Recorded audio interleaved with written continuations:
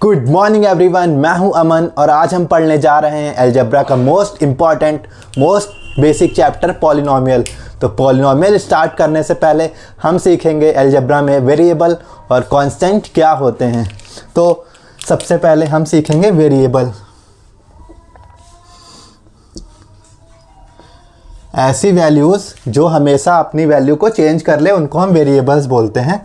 इन्हें हम अलजेब्रा में अल्फ़ाबेटिकल सिंबल से रिप्रेजेंट करते हैं, जैसे कि ए बी एक्स और एक्स वाई जेड, ये सभी आपने यूज़ होते हुए देखा होगा। तो इन्हें हम वेरिएबल बोलते हैं क्योंकि ये अपनी वैल्यू को हमेशा चेंज करते रहते हैं।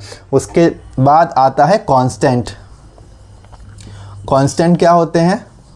कांस्टेंट ऐसी वैल्यूज़ जो हमेशा फिक्स होती हैं, ये कभी भी चेंज नहीं होती और इनमें बेसिकली नंबर्स आते हैं 1 2 3 4 5। ये सारे नंबर्स हमारे कांस्टेंट हैं क्योंकि इनकी वैल्यू कभी भी चेंज नहीं होती। तो वेरिएबल और ये हमारे कांस्टेंट, ये हमारे एक्चुअल में टर्म्स के अंदर आते हैं।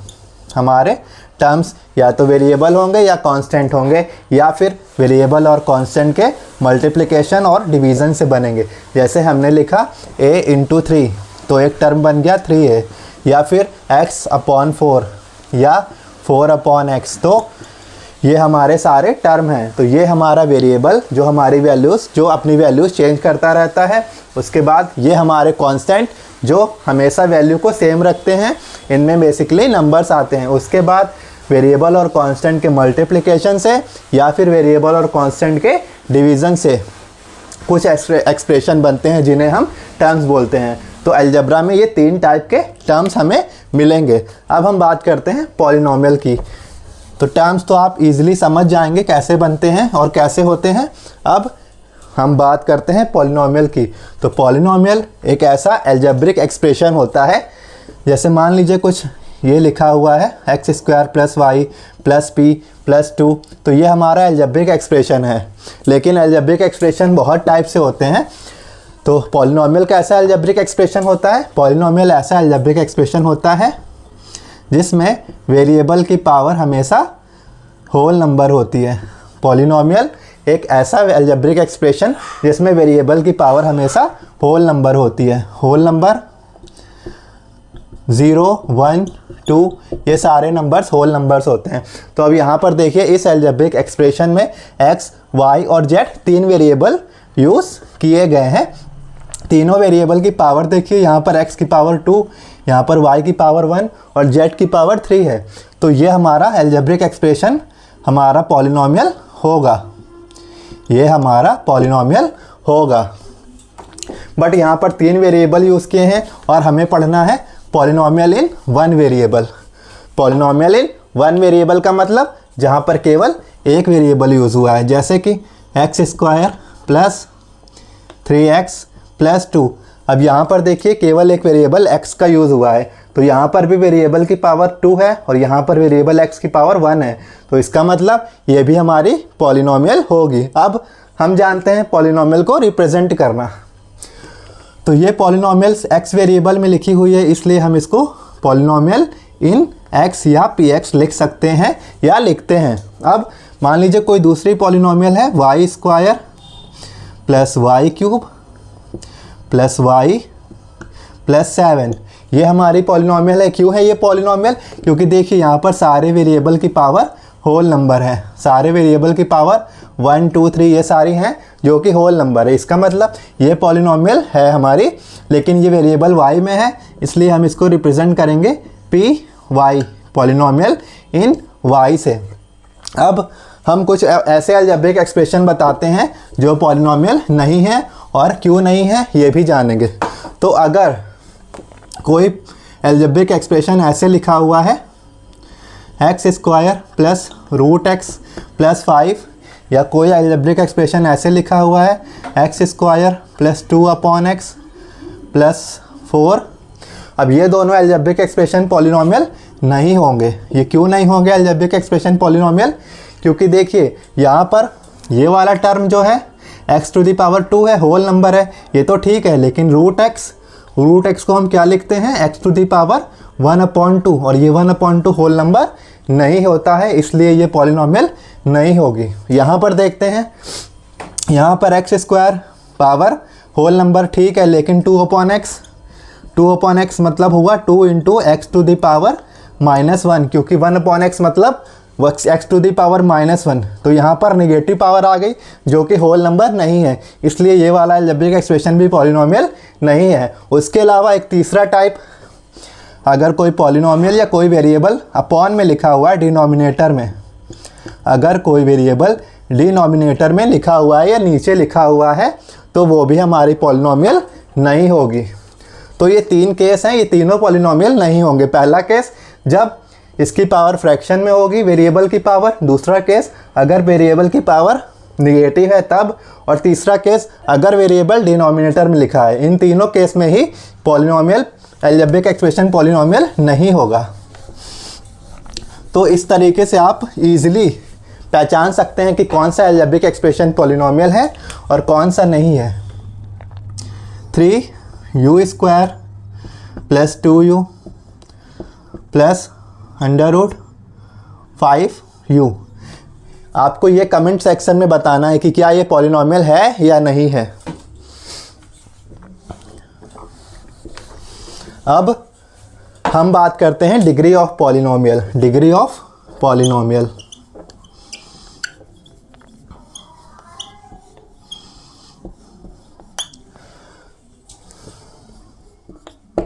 मान लीजिए कोई पॉलिनॉमियल लिखी हुई है x² - 3x + 2। अब इसकी डिग्री निकालनी है हमें, तो बहुत सिंपल सा फंडा है, जो हमारे वेरिएबल है उसकी हाईएस्ट पावर को हम डिग्री बोलते हैं। तो यहाँ पर वेरिएबल x का यूज़ हुआ है, यहाँ पर x की पावर 1 है लेकिन यहाँ पर x की पावर 2 है। हाईएस्ट पावर हमें लेनी है, तो हाईएस्ट पावर 2 है, इसका मतलब इस पॉलिनॉमियल की जो डिग्री होगी, इस पॉलिनॉमियल की जो डिग्री होगी वो हमारी 2 होगी। वैसे ही मान लीजिए कोई और पॉलिनॉमियल है p, पॉलिनॉमियल इन variable y, py, y + y² + y³ + 5y⁵ + 6। अब ये एक अलजेब्रिक एक्सप्रेशन या ये एक पॉलिनॉमियल है। अब हमें इसकी डिग्री बतानी है, तो हमें कुछ नहीं करना, हमें बस वेरिएबल की हाईएस्ट पावर देखनी है। तो यहाँ पर वेरिएबल y की हाईएस्ट पावर कौन सी है? 5। इसका मतलब इस पॉलिनॉमियल की डिग्री जो होगी वो हमारी 5 होगी।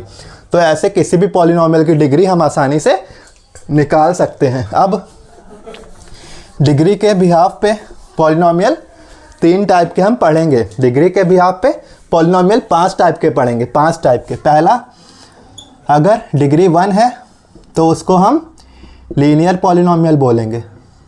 अगर डिग्री 2 है तो उसे हम क्वाड्रेटिक पॉलिनॉमियल बोलेंगे। अगर डिग्री 1 है किसी पॉलिनॉमियल की तो वो लीनियर पॉलिनॉमियल होगी, जैसे कि x + 2 हो गया या y - 3 हो गया।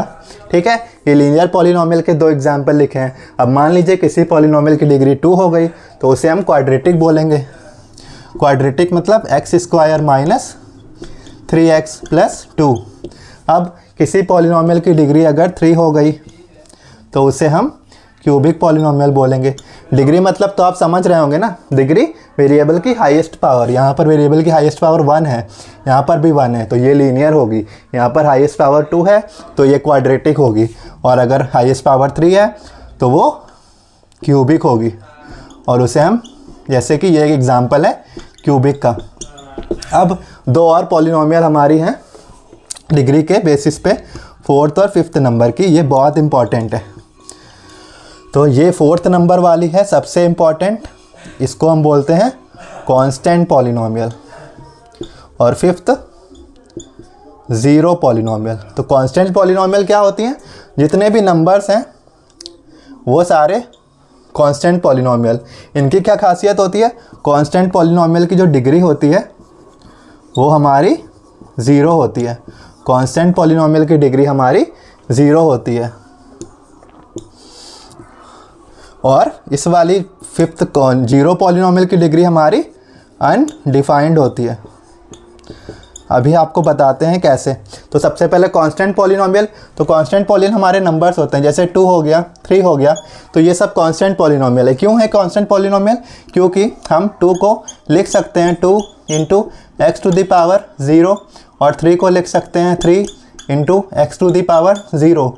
तो यहाँ पर वेरिएबल हमने खुद से जोड़े हैं। अब ये वेरिएबल x है, इसकी पावर 0 है, क्योंकि x टू द पावर 0 की वैल्यू 1, तो 2 1 2, तो इसमें 2 पे कोई फ़र्क नहीं पड़ा, लेकिन वेरिएबल की पावर 0 है। इसका मतलब कांस्टेंट पॉलिनोमियल की पावर हमेशा 0 होती है। कांस्टेंट पॉलिनोमियल की पावर हमेशा, कांस्टेंट पॉलिनोमियल की डिग्री हमेशा 0 होती है।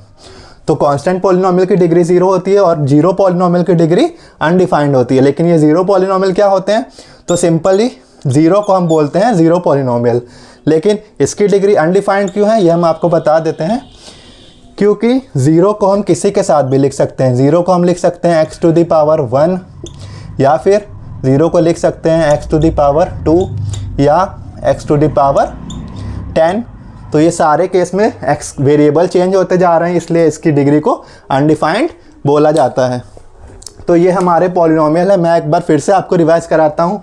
अगर किसी पॉलिनोमियल की डिग्री 1 है तो वो लीनियर पॉलिनोमियल, अगर किसी पॉलिनोमियल की डिग्री 2 है क्वाड्रेटिक, डिग्री 3 है क्यूबिक, अगर डिग्री 0 है तो वो कांस्टेंट पॉलिनोमियल, और अगर 0 लिखा हुआ है सिंपल सा नंबर 0 तो वो 0 पॉलिनोमियल। कांस्टेंट पॉलिनोमियल की डिग्री 0 होती है और कांस्टेंट पॉलिनोमियल में x टू द पावर 0 मतलब सारे नंबर्स यूज़ होते हैं। तो ये डिग्री के बिहाफ पे पॉलिनोमियल के टाइप हैं। अब टर्म्स के बिहाफ पे पॉलिनोमियल के टाइप बहुत जल्दी बताते हैं। पहला, दूसरा, तीसरा। अगर किसी पॉलिनोमियल में एक टर्म है, अगर किसी पॉलिनोमियल में एक टर्म है जैसे कि x या फिर मान लीजिए y या 2 लिखा हुआ है, तो ये हमारी मोनोमियल बोला जाता है इसको। अगर किसी पॉलिनोमियल में 2 टर्म है, अगर किसी पॉलिनोमियल में 2 टर्म है जैसे कि x + 2 y² + 5 z³ + 9, ये हमारे 2 टर्म हैं, तो इसको हम बोलेंगे बाइनोमियल। और अगर किसी पॉलिनोमियल के 3 टर्म हमें दिखते हैं या 3 टर्म होते हैं तो उसे हम ट्राइनोमियल बोलेंगे, जैसे कि x² - 5x + 6 x² - 4x + 3। तो टर्म्स के बिहाफ पे पॉलिनोमियल 3 टाइप के हम यहाँ पर पढ़ेंगे। पहला, अगर एक टर्म है तो मोनोमियल, अगर 2 टर्म्स हैं तो बाइनोमियल, और अगर 3 टर्म्स है तो पॉलिनोमियल। आप बस वीडियो को प्रॉपर अच्छे से देखिए, पॉलिनोमियल का एक एक क्वेश्चन आप आसानी से सॉल्व कर लेंगे। अब हम बात करते हैं पॉलिनोमियल के जियोमेट्रिक रिप्रेजेंटेशन की। तो सबसे पहले लीनियर पॉलिनोमियल पढ़ा था हमने। लीनियर पॉलिनोमियल का मान लीजिए एक एग्जांपल है x + 2। अब हमें इसका ग्राफ बनाना है, तो ग्राफ कैसे बनेगा? तो इसको हम एज्यूम कर लेंगे y = x + 2, ठीक है। अब हम यहाँ पर अपने मन से x की 2 वैल्यूज़ लेते हैं। x की वैल्यू मान लीजिए अगर हमने 0 लिया तो ये हो जाएगा 2, और x की वैल्यू अगर हमने -2 लिया तो ये हो जाएगा 0। मतलब अगर हमने x की वैल्यू 0 रखा तो y की वैल्यू हो जाएगी 2, और अगर हमने x की वैल्यू -2 रखा तो y की वैल्यू हो जाएगी 0। अब मान लीजिए हमारे 2 पॉइंट हो गए। पहला पॉइंट x, y हमेशा पॉइंट होता है, तो पहला पॉइंट होगा 0, 2, और दूसरा पॉइंट होगा -2, 0। अब हमें इस लीनियर इक्वेशन के ग्राफ को ग्राफ पेपर पे अगर बनाना है तो सबसे पहले हम x एक्सिस और y एक्सिस बना लेंगे। x एक्सिस हमेशा हॉरिजॉन्टल और y वर्टिकल एक्सिस होगी। अब हमें ये पॉइंट शो करने हैं। तो पहला पॉइंट 0, 2, तो 0, 2 कहाँ पर होगा? x = 0, y = 2, तो पहला पॉइंट 0, 2 ये होगा, और दूसरा पॉइंट -2, 0, तो x -2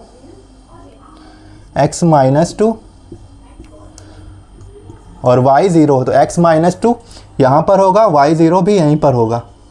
तो दूसरा पॉइंट ये होगा। अगर अब हमें इस इक्वेशन का लाइन ग्राफ बनाना है, लीनियर ग्राफ, तो वो इन दोनों पॉइंट से जाने वाली लाइन या इन दोनों पॉइंट को मिलाने वाली लाइन होगी। तो ये जो लाइन का ग्राफ बना है, ये कौन सी लाइन है? ये लाइन है x+2 का। तो अब देखिए ये लाइन x एक्सिस को कितनी जगह पर कट करेगी? हमेशा मैक्सिमम एक जगह पे कट करेगी। या लीनियर इक्वेशन की जितनी भी लाइन होंगी, जितनी भी लाइन बनेगी लीनियर इक्वेशन की, वे सारी x एक्सिस को एक पर कट करेंगी। और वहाँ पर देखिए -2 पे क्या वैल्यू आ रही है? x जब -2 रखा तो y 0 आ रहा है, मतलब इस पॉइंट पे पूरी पॉलिनोमियल 0 हो गई। इसका मतलब -2 हमारा इस इक्वेशन का 0 होगा। तो अगर कोई पूछे x+2 के कितने ज़ीरोज़ होंगे, तो x+2 का केवल एक ज़ीरो होगा जो कि x एक्सिस को कट कर रहा होगा। और वो क्या होगा? तो वो हम x+2 = 0 रखेंगे। 0 निकालने के लिए हम पॉलिनोमियल को = में 0 कर देते हैं और फिर यहाँ से x की वैल्यू आएगी -2, तो यही हमारा 0 होता है। और लीनियर इक्वेशन के केस में केवल एक 0 पॉसिबल है। लीनियर इक्वेशन के केस में केवल एक 0 पॉसिबल है, मतलब लीनियर इक्वेशन की जो लाइन बनेगी वो हमारी x एक्सिस को केवल एक पॉइंट पे कट करेगी। अब लीनियर इक्वेशन का ग्राफ आप इजीली बना सकते हो। अब हम बात करेंगे क्वाड्रेटिक का। ये हमारी कोई क्वाड्रेटिक है, 3x² + 4x + 5, या मान लीजिए क्वाड्रेटिक का बेसिक स्ट्रक्चर लिख देते हैं। क्वाड्रेटिक का बेसिक स्ट्रक्चर ऐसा होता है, general form ax² + bx + c।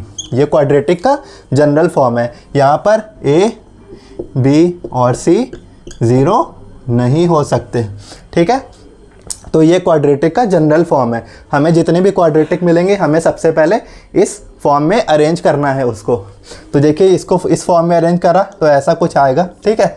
अब इस क्वाड्रेटिक के कैसे ग्राफ बनेंगे, अब हम ये जानेंगे। तो क्वाड्रेटिक का ग्राफ का शेप सबसे पहले याद कर लीजिए। क्वाड्रेटिक का जो ग्राफ बनेगा उसके शेप को हम लोग बोलते हैं पैराबोला। क्वाड्रेटिक के ग्राफ के शेप को बोलते हैं हम लोग पैराबोला। पैराबोला कैसा होता है? तो पैराबोला होता है कुछ इस टाइप का। तो क्वाड्रेटिक के ग्राफ जो बनेंगे वो 3 टाइप के बनेंगे। पहला, जो x एक्सिस को 2 पॉइंट पे कट करेगा। दूसरा, जो x एक्सिस को केवल एक पॉइंट पे टच करता हुआ चला जाएगा। और तीसरा, जो x एक्सिस को टच ही नहीं करेगा, या तो ऐसा होगा या फिर ऐसा होगा। तो पहला केस जो x एक्सिस को 2 पॉइंट पे कट करेगा, इस केस में इस क्वाड्रेटिक के कितने ज़ीरोज़ होंगे? हमने पहले बताया था ना, ज़ीरोज़ वो वैल्यू होती हैं जो x एक्सिस को कट कर रही होती हैं। तो x एक्सिस को ये 2 पॉइंट पे कट कर रहा है, इसका मतलब इस केस में इसके 2 ज़ीरोज़ होंगे। तो क्वाड्रेटिक का भी सिंपल सा रूल याद रखिएगा। ये क्वाड्रेटिक का जो ग्राफ बनेगा, x एक्सिस को मैक्सिमम 2 जगह कट कर सकता है, उससे ज़्यादा नहीं। तो जब 2 जगह कट करेगा तो इसके 2 ज़ीरोज़ होंगे, ये दोनों पॉइंट, ये दोनों इसके ज़ीरोज़ होंगे। जब एक जगह पर टच करेगा तो इसका केवल एक 0 होगा। मान लीजिए ये पॉइंट 3 है तो केवल इसका एक ही 0 होगा, 3। और मान लीजिए अगर कट ही नहीं कर रहा है, बिना टच करे या बिना कट करे निकल जा रहा है, तो इस केस में इस क्वाड्रेटिक के एक भी 0 नहीं होंगे। तो 3 केस हैं। पहले केस में 2 ज़ीरोज़, दूसरे केस में केवल एक 0, तीसरे केस में कोई ज़ीरोज़ नहीं। अब बात करते हैं इस पैराबोला के शेप के डायरेक्शन की। तो बहुत इंपॉर्टेंट है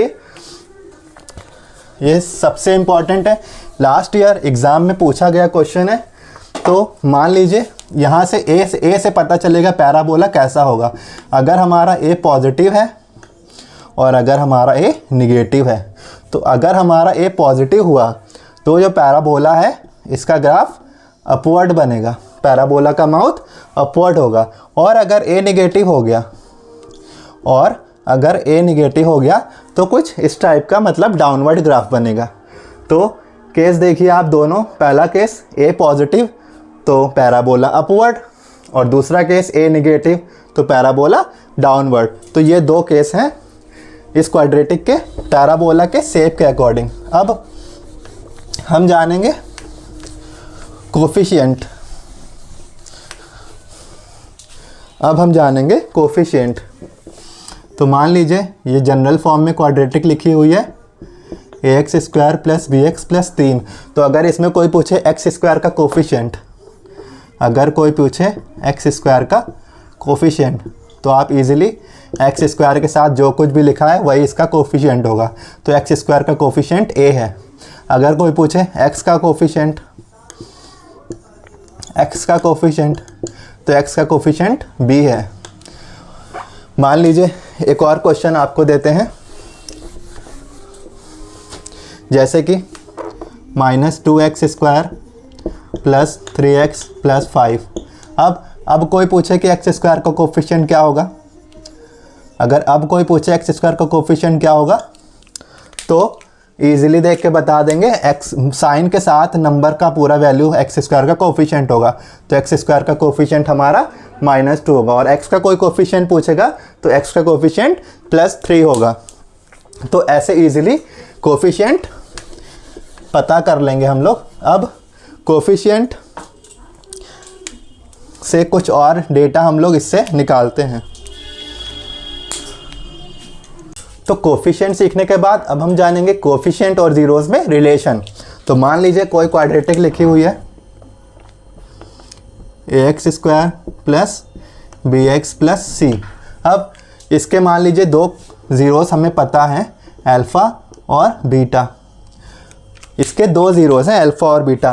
तो अगर हमें सम ऑफ ज़ीरोस पूछा गया, सम ऑफ ज़ीरोस मतलब अगर हमें अल्फ़ा प्लस बीटा पूछा गया तो उसकी वैल्यू होगी minus coefficient of x upon coefficient of x square. तो समझ लीजिए फिर से, ये कोई क्वाड्रेटिक दी गई है, इसके दो ज़ीरोज़ हैं या दो रूट्स हैं अल्फ़ा और बीटा। तो अगर किसी ने पूछा सम ऑफ ज़ीरोज़ क्या होगा, तो सम ऑफ ज़ीरोज़ अगर हमें नहीं पता है तो हम directly minus coefficient of x upon coefficient of x square से निकाल सकते हैं। तो माइनस कोफिशिएंट ऑफ एक्स का मतलब माइनस बी अपॉन ए।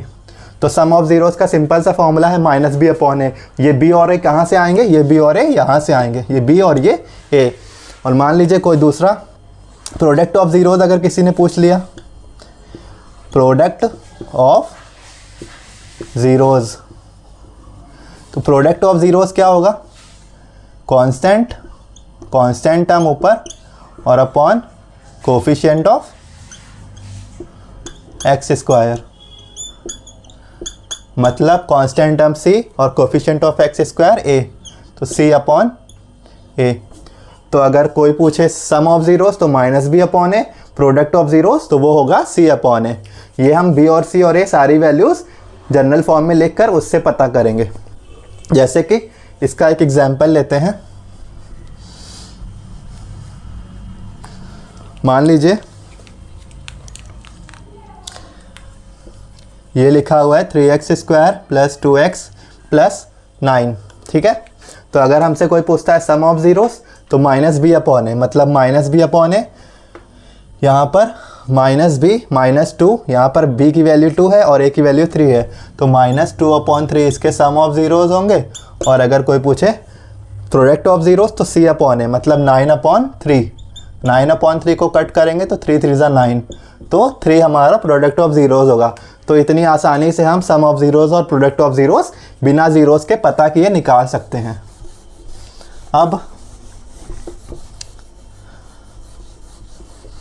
अब मान लीजिए क्वाड्रेटिक की जगह कोई क्यूबिक इक्वेशन दी गई है, तो सबसे पहले क्यूबिक का जनरल फॉर्म लिखते हैं, ax cube plus B X square plus C X plus D.